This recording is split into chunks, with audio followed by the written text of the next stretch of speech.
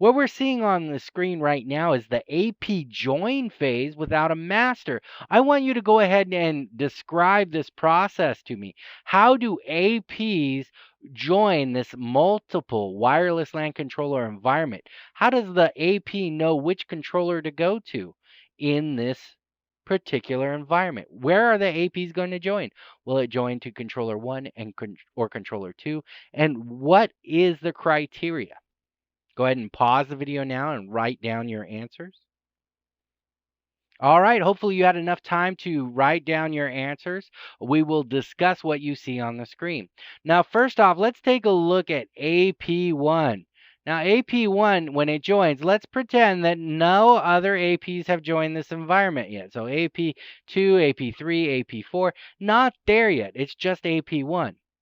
Without a master in this environment with two wireless LAN controllers, the AP is just going to join the wireless LAN controller that responds first. Let's say that's wireless LAN controller 1.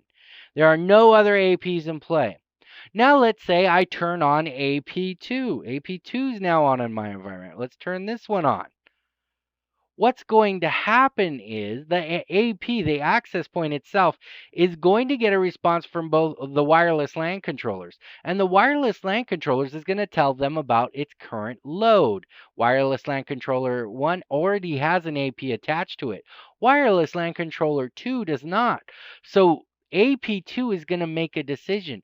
Because wireless LAN controller 1 has more burden placed on it, as a percentage of the total licenses available, it's going to use wireless LAN controller 2. So you can see here it joins up with wireless LAN controller 2. Now what happens when AP3 joins up? It'll go ahead and join wireless LAN controller 1 because they're both even. Wireless LAN controller 2, when AP4 joins up, however, again, we're going to run into the load balancing scenario.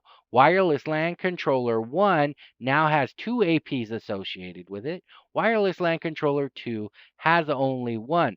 So the AP4 will automatically associate itself with wireless LAN controller 2. Again, this is done by percentage of the total license available on the wireless LAN controller. So if you have a 2504 on one side and you have a 5800 or some other very large controller on the other side, what you're going to see is it's not going to be the same load. So the values will be different. The load is a relative value. So a 50 AP controller having 10 APs is considered less loaded at 20% than a 6 AP controller having 3 APs, which is 50% of the load. So the load is based on the licensing percentage being consumed. All right. Great job, everyone. So what does our environment look like with a master? How does this work? I know, and you know, that when we join with a master, everything's going to be joined to that controller as a master in our environment. The join phase with the master. We'll all go to the master because there's only one master. But why? Why would we want this behavior in our environment? Aren't we completely destroying wireless LAN controller 2? What's the purpose of 2 at this point? What is the benefit of having this happen? Why have a master in an environment? Go ahead and write down your answer and pause the video. When you're done, unpause the video and we'll check our answers together. All right, hopefully you had enough time to write down your answer. So what's happening here? Well, what's happening here is any APs that aren't primed are going to be what? Accessing the controller via layer 2 or layer 3, and the controller is going to be marked as the master. What's going to happen? These APs are going to join that master. And that master is going to allow administrators to be aware of any APs that join the network because they'll all attach to that master controller.